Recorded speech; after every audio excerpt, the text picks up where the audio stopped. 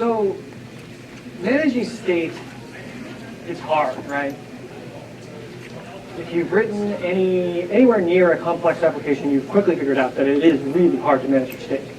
And some of the React community, even the Angular 2 community, some of the Ember community have started to use a library called Redux. Why? Because it makes managing your state a lot easier to reason. It makes it simple. It doesn't necessarily make it easy, which there's a difference between simple and easy. But it does make it simple and much more easy, much easier to reason. But there's one problem with Redux. It doesn't actually do anything to help you with your async code. And that's a problem because async is arguably actually harder. It's a harder problem to solve than state management. Okay. Particularly if the problem you're trying to solve is just inherently complex. There's just nothing you can do about it. It's just a very tough problem. Doing things like parallelism or multiplex WebSockets, they're inherently complex. There's nothing you can do about it. So this talk is going to be about using a library called RxJS to at least make it manageable. So there's nothing you can do. It's going to be complex, but let's make it manageable so at least you can understand what's going on and be able to dive your way out. So who am I? I'm J. Phelps, obviously. That is not the same shirt that I'm wearing right now, even though it looks like it is. I just happen to wear another blue shirt. But that's my Twitter picture, just in case anyone hadn't recognized me. Obviously, I'm a software engineer here at Netflix. And you can follow me at _J Phelps. The regular J Phelps is unfortunately a 16-year-old guy who likes to retweet football pictures. And I always bring that up just because you'd be surprised how often people do tweet him when they mean to tweet me. And still, Twitter will not give me the cool verified badge so that people don't accidentally tweet him. But anyway, let's dive in. What is Redux?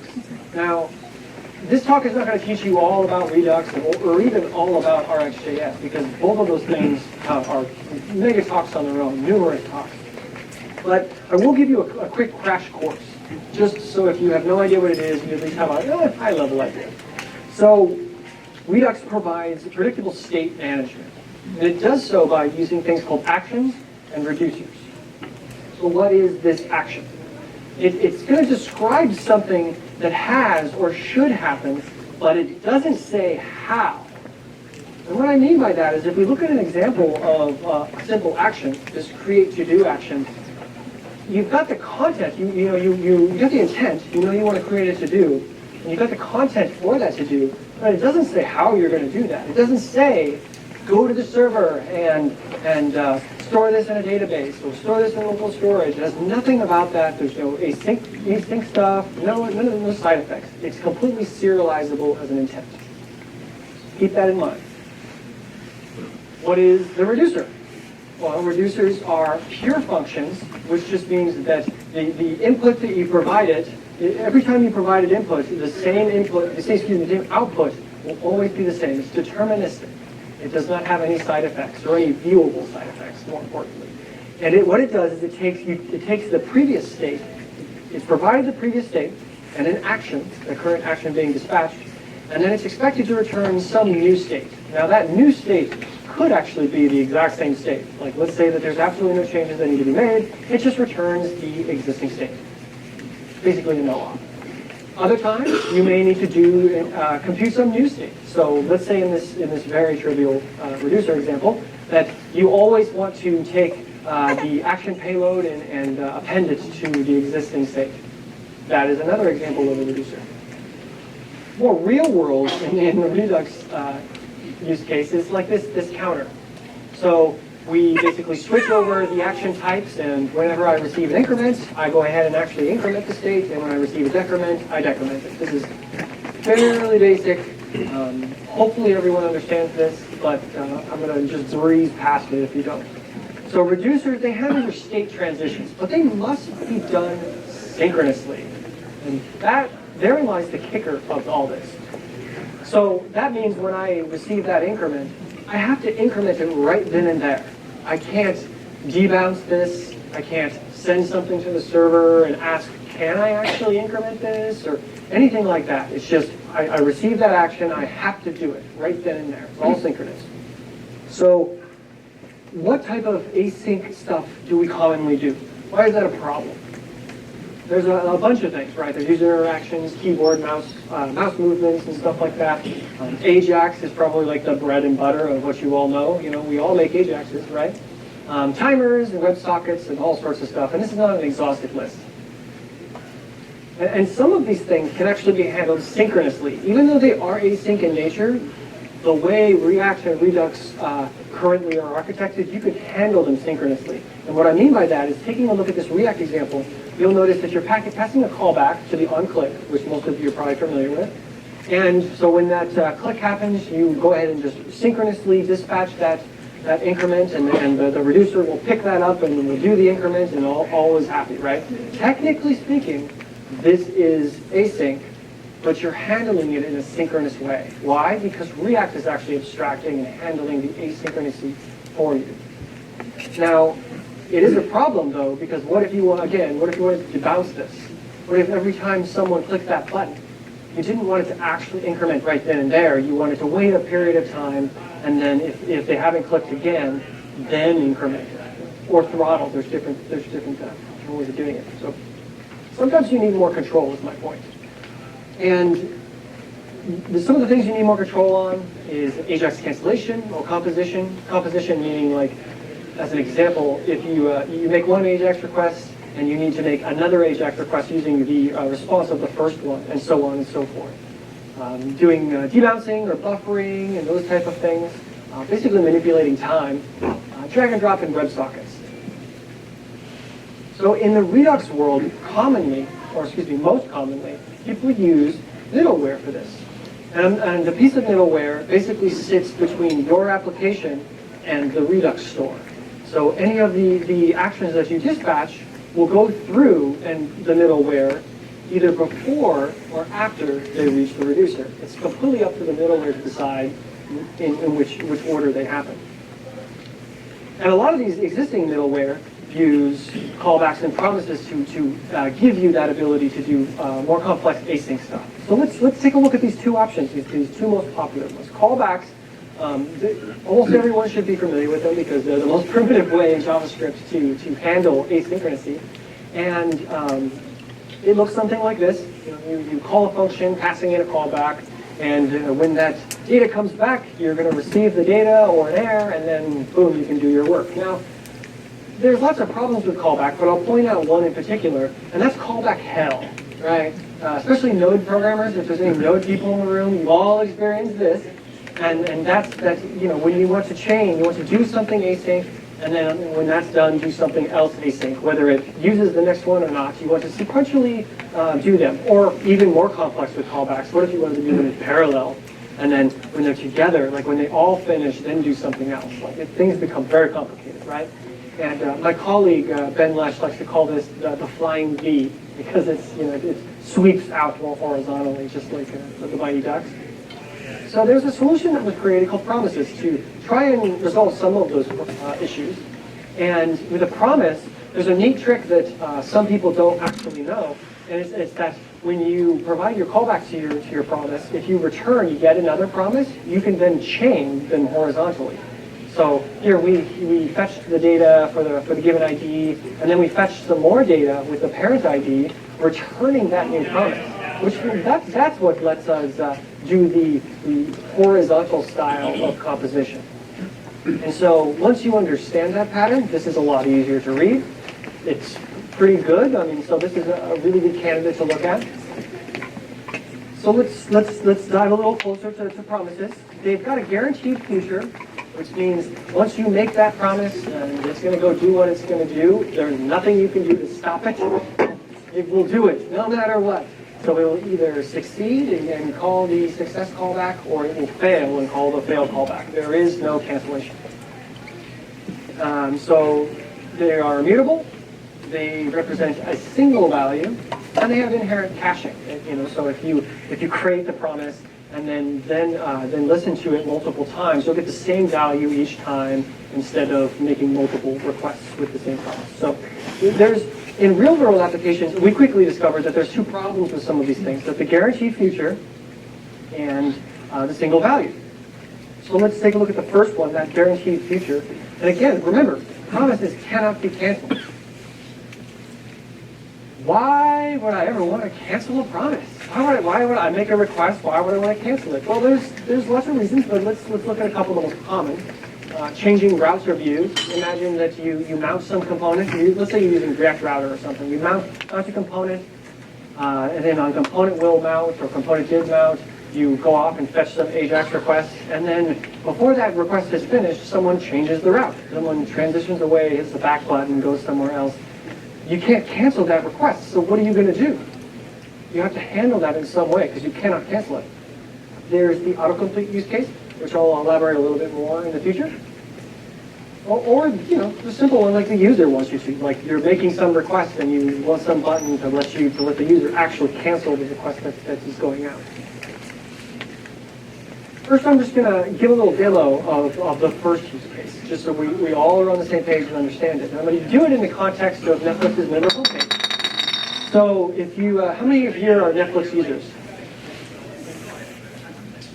Nearly everyone. Great. Thank you. You're the reason I have a job. So let's say that I log into Netflix. I'm a big fan of Daredevil. So I go and I'm like, oh, I want to watch Daredevil. So I click on that. Now, when I do that, immediately when I start clicking at it, let's say I make an AJAX request to get Daredevil. Now, again, all of this is not. I'm not explaining the architecture that Netflix uses. This is just a hypothetical example. So, if there are any people in the room who work on this particular UI, forgive me. But let's say I make that request to go get Daredevil. But then I decide, well, that's still going on. I've got a really fast brain, and I decide I don't want to watch Daredevil. I'm sick of Daredevil. So what I do is I go back and I decide, nah, the Get Down. I want to watch the Get Down. Now notice, I didn't cancel my Daredevil. The Daredevil AJAX request is still going out. So I've got code that's waiting for that request to come back. When that request does come back, what are you supposed to do? Not only is the JavaScript that presumably you're sending JSON, but there'll be the JSON parse, so there'll be some CPU cycles eaten up on that. And not just that, you have to handle that in some way. So if that component has already been unmounted, if you don't, you have to have some sort of bit that you store that says like is unmounted, then ignore the response. So like when you come back from the promise, you'll say if is unmounted or not, then just don't do anything and just throw the promise away, which is not ergonomic at all, and also a waste of CPU resources, particularly if you're on a very low-powered device, right? So what we want to do is we want to come here, we want to select our Daredevil, make our request, say I'm going to go back, and when I do, it immediately cancels that request, because I no longer care about it. And when you cancel it, that means that your handlers no longer need to worry about state, like maintain some arbitrary state of like ignore, pretend the man behind the curtain's not there type of thing. So I can safely make that new get down request, and everything will be hunky-dory and peachy. That's the problem and the solution. So I bring this up and stress it because canceling is very common, needing to do cancellation, and it's really often overlooked.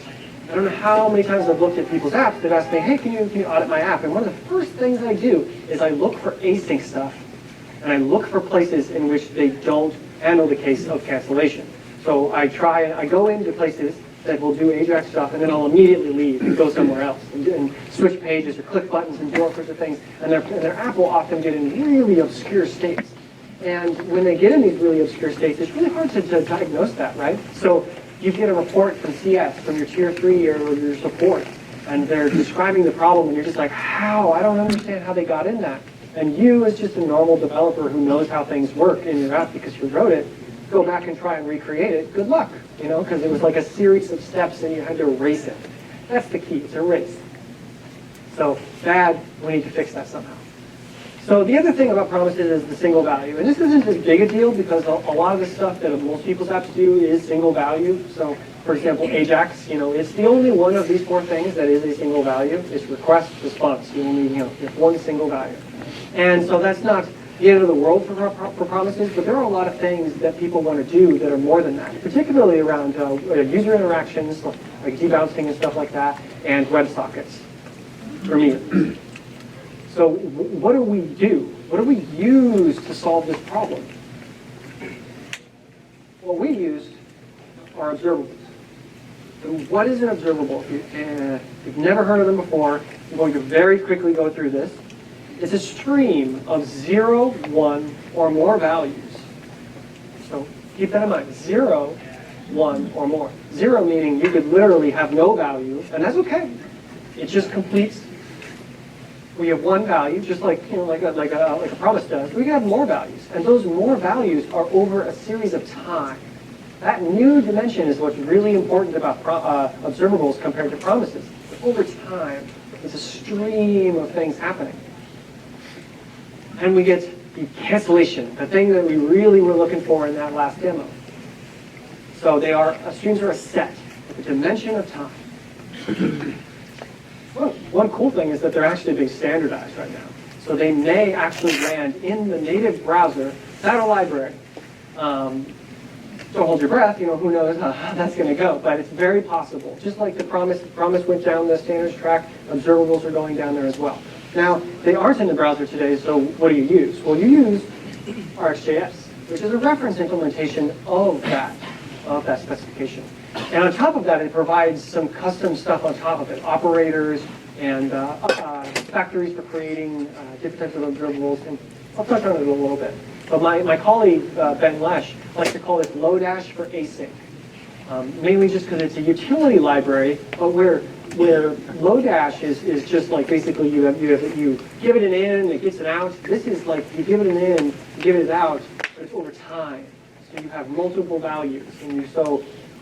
Let's dive a little bit deeper with that crash course. So creating observables, there's lots of ways to do it. This is not a talk about like, I'm going to teach you to make you an Rx master. So if you get completely lost, it's totally okay. These are creating some of the simple primitive values, like an observable of one item, an observable from an array of items, setting an interval, or making AJAX requests or WebSockets, and there's a bunch of ways you can create completely custom observables as well, which is common. These observables you subscribe to, and you subscribe to them not too dissimilar to how you would then a promise. So you can actually provide two functions, the first one being the next function is what they call it, which is sort of like a promise, like the success callback, except for because this is over time and it can do 0 or more values, that next function could be called n number of times. It could be called thousands of times, or it could be never called. Depends on how many times that observable emits something. And then there's the error callback. And then there's one more pack, which is complete. Because we have time, we sometimes it's useful, not often, but sometimes it's useful to know when this thing actually is done, when it completely completes, nothing more. So that's the basic primitive of an observable. What can we do with these? Well, they can be transformed. Just like I was talking about with Lodash, we can map, filter, and reduce these things. But we're not just doing it on a single item. We're doing it over the stream. We're stream processing. So as something comes in, we'll map that to something else.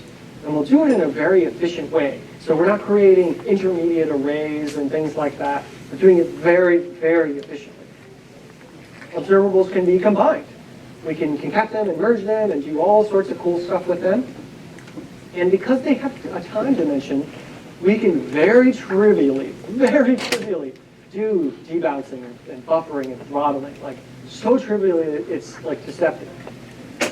And for good measure and a bonus, observables are also lazy typically, which means it's very easy to retry and repeat them because you basically build up a definition of what the observable should do, but it doesn't do anything until someone subscribes to it. It's lazy.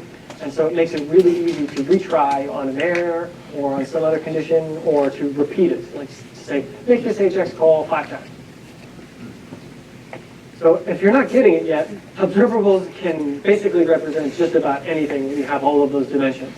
We don't recommend you do that. You actually do that. You don't Rx all the things. So write your entire application in Rx. You can do it, but the real problem, it's not that it's bad. It's that Rx is so new that you're being kind of a sadist. Because anyone else who comes along is going to have to really learn Rx really, because you can't figure out any of your app. So be careful, great power, great responsibility and all that.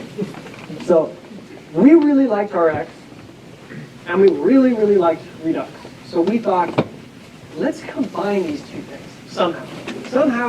So we experimented with some patterns, and we came up with a solution that we thought was rock solid. We went through a couple iterations, but we finally figured out something we thought was rock solid. And if you've ever open sourced something, the most important thing, this is the most important thing, is you create a good logo first. Don't write tests, don't even make it work in your documentation, make a good logo. It's the most important thing. It's how you get stars. And that's what's important, right? How many stars you got. So what we did is we looked at the RxJS logo, and then we looked at the Redux logo.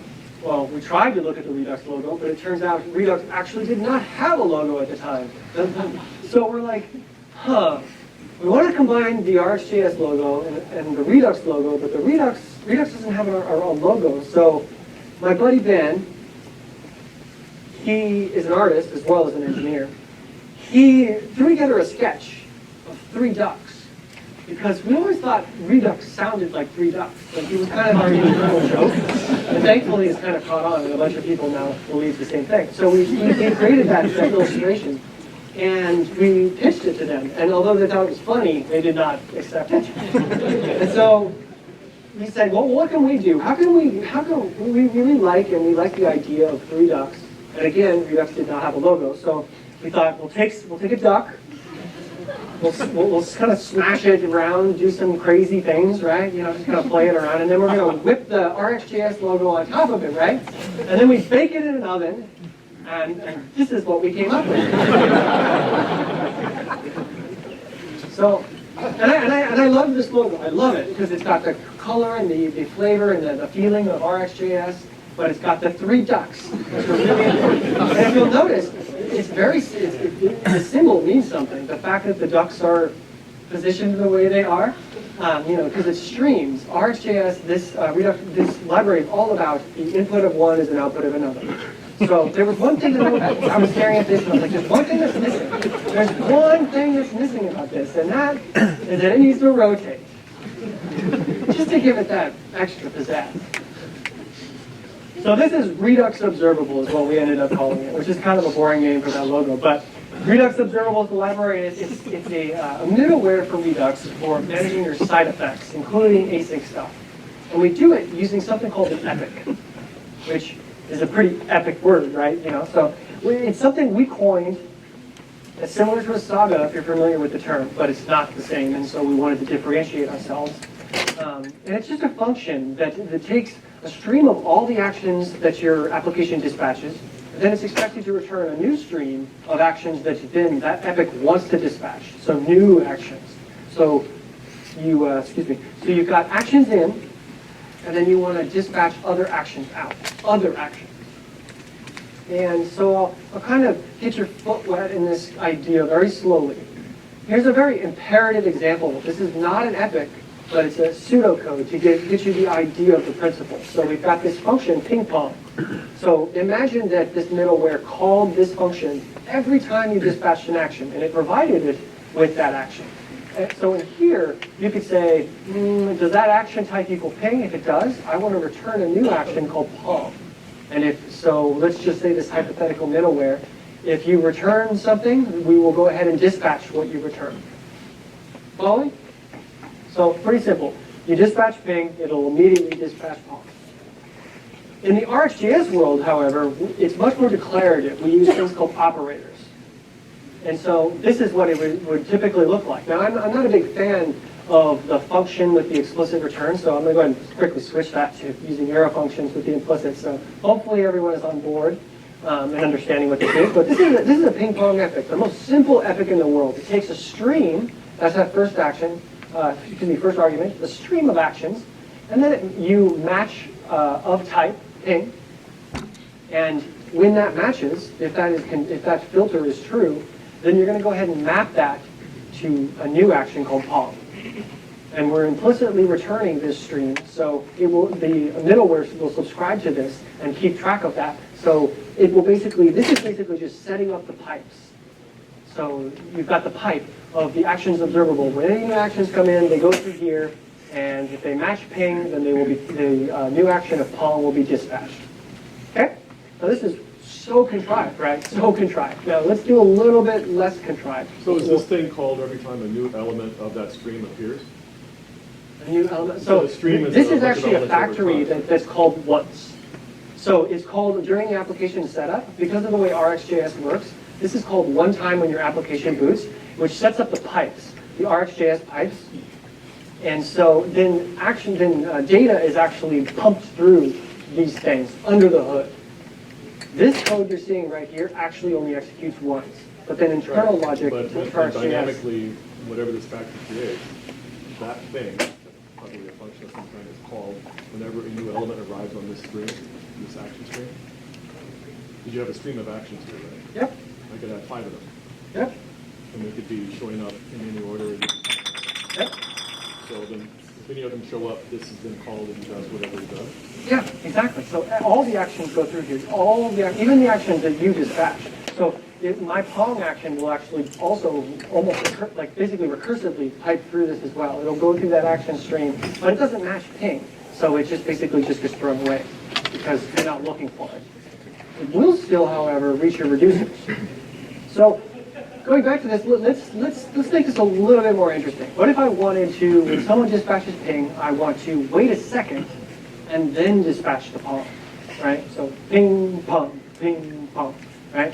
Well, you can do that trivially with RxJS by just adding a delay operator. Delay is built into RxJS, and so I can just say delay 1,000 milliseconds, done, and it will work. I can throw together a really quick reducer. So anytime we're pinging is true, and anytime we're ponging is false.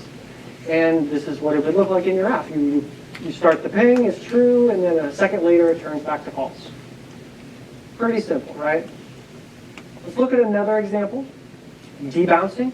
Debouncing an increment and decrement button. So we've got that counter reducer that I showed earlier that's pretty basic.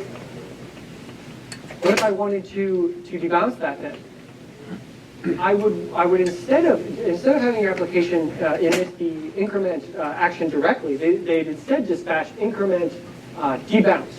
That way, not only does the app know that this is about to be debounced, but that way your epics can then listen for that. Then they can use the RxJS operator debounce time to debounce them 1 second, and then it gets the increment action gets dispatched. Same thing with decrements, just inverted. Decrement debounce, wait a second, decrement. How that would look in an app is very simple. You click on the button, it's waiting for a second, and then it's an update. So these are obviously very contrived examples, right? Because I'm going to talk, and it's tough to explain. Now, I'm going to do something a little dangerous, though. I'm going to go out on a limb. I am going to show you some very non-trivial examples.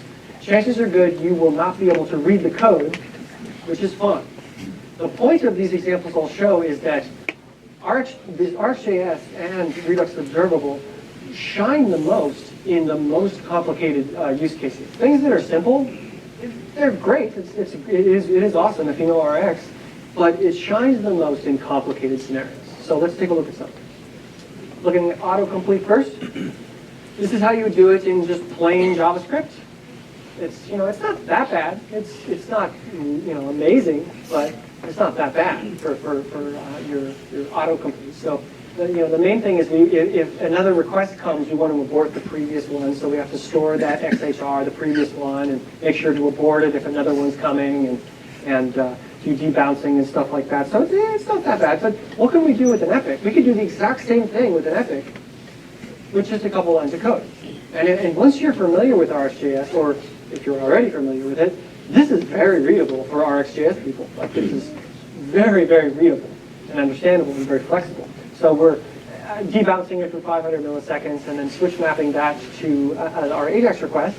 And then when the AJAX request comes back, we map the result of that to an action, the query fulfilled action, which will get sent over to our reducers when it's done. Pretty straightforward.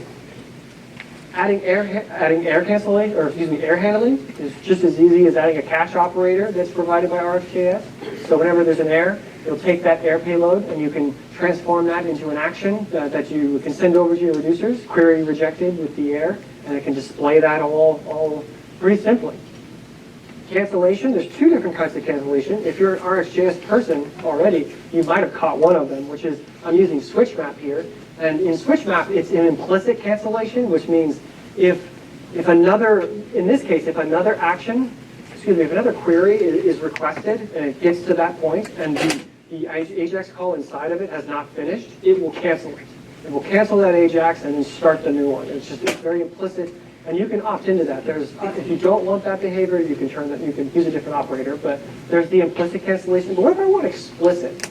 What if I don't want to have, what if like I'm leaving the route and I want to cancel it then, so I'm not sending another query, I'm just leaving the route and I want to cancel it. We could do that with take it till, which is another RxJS operator. So we're saying, take this results until I match an action of cancel query. So if my application anywhere dispatches cancel query, boom, AJAX is canceled. Now it doesn't cancel all of it, doesn't cancel your epic. So your epic will continue to listen for queries. So if you need to query later, you can do so. So there are probably some RxJS, I'm hoping there are some RxJS users out here. And if you are, you're probably thinking this is great, but this, you said non-trivial examples. This isn't that non-trivial if you know RxJS, right? So what can I do to show you some really non-trivial examples, like really push the boundaries?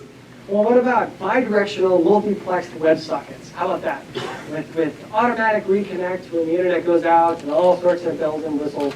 And you mean this is not contrived. This is something that I've had to write in so many apps in my lifetime. Not everyone will, but particularly at larger companies, this is a very common thing. Doing it in JavaScript, good luck reading it, is a lot of code. And with a lot of code comes a lot of possible bugs, comes more tests because you're not using a library, and there's just a lot of code. It's really hard. I pity the person who has to maintain this. Even if it was just me, I pity myself. So it's just too much code. But as an epic, I can actually fit all this code, and you can read it. You may not understand it, which is fine, but you can read all of this code here. And it's doing the exact same thing. We're doing all of our multiplexing. We're retrying when the navigator goes online or offline. We're waiting a second and then retrying it when it goes back online. There's cancellation, and you can do multiplexing and all sorts of stuff. And every time the stock checker comes back, we dispatch that action. All of this encapsulated in a very nice declarative fashion. If this is all voodoo, it totally is if you don't know RxJS. But the point was just to show that you can make things that are much more declarative once you learn RxJS. So let's summarize some things real quick here. So Redux-observable is going to make it much easier to compose and control complex async tasks. And I want to stress complex. Sure, learning RxJS just to make request response AJAX calls, probably overkill. Maybe not, but probably. So we're not necessarily advocating for that. If you know RxJS or just want to learn it, it is awesome for that, but probably overkill. And if you are an RxJS user, you'll be happy to know that we manage, the framework manages your subscriptions. You don't. So if you're doing idiomatic RxJS, you'll never use subscribe or unsubscribe in any of your epics. We will manage the lifecycle for you. And you can use Redux tooling. So because you're dealing with actions, all those actions show up in Redux, and you can do time traveling. You have to be careful when you do that because you're dealing with side effects. So you don't want to accidentally be sending AJAX calls that you don't want and stuff like that. But it all keeps it theoretically possible and nice in practice. Now, anytime anyone introduces anything or pitches something, there's always a but. There's always a but. Even if they don't tell you about it, there's a but, right? And that's what I was alluding to earlier, is that you should probably know Redux and RxJS before you even attempt to use Redux-observable. Now, if this is just a spare time thing and you really like to challenge yourself, if you're like me who likes to get way over my head and dig your way out, by all means, do it. I don't want to discourage you. I just don't want a bunch of people feeling like I'm sitting here saying everyone in this room should use Redux-observable. It don't matter how small or how simple your app is. But if you feel like the problems I described today are the type of problems you solve a lot, and you're willing to learn RxJS and Redux, it's probably a good thing to look into. And on the note of RxJS, RxJS does I will admit that it has a bit of a learning curve. And that's because of something called reactive programming, which is the new buzzword of what RxJS is really doing. It's a paradigm that it's kind of hard to grok your brain around, but you're declaring what you're going, like the transformations and what you should do, but nothing's happening right then and there. Your epic, for example, is set up, and you've basically installed all the pipes, but there's no water running through those pipes yet until a future point. And then when someone dispatches an action, then a trickle of water goes through, and then that infrastructure you set up gets processed. So it's a different type of programming style called reactive programming. And so now would be a good time to introduce, he's not going to come up, I hope, my co-author of this, which is Ben Lesh, who's an incredible guy and just happens to be also the project lead of RxJS. So the latest RxJS version 5 was rewritten from the ground up here at Netflix, and he led that effort. And so if you have really tough questions or complaints, direct them to him. He's here. So thank you, Ben, for all the work you've done and for all of this inspiration. So I really appreciate it. If this is interesting to you, you can take a look at Redux-observable on our website. Little shout out here. These are some of the companies that are actually, that we know of at least, that are using Redux-observable already. It's brand new and people are already adopting it. Mainly being used right now for the really complicated problems. Slack, they're using it for their Electron app that they just recently are shipping to all of their customers. Facebook's open source project Nuclide, which is an IDE on top of Atom, also heavily using Redux-observable, and they've been thoroughly happy with it. Free Code Camp and Wrangle.io and a bunch of others. So, and a lot of these guys have actually contributed back as well. So it's been a really great experience. So if anyone has any questions, I don't believe we're going to open it up, but I'll be here afterwards. Absolutely feel free to come bug me or bug Ben Lesh. So that's all I have for today. Thank you guys very much.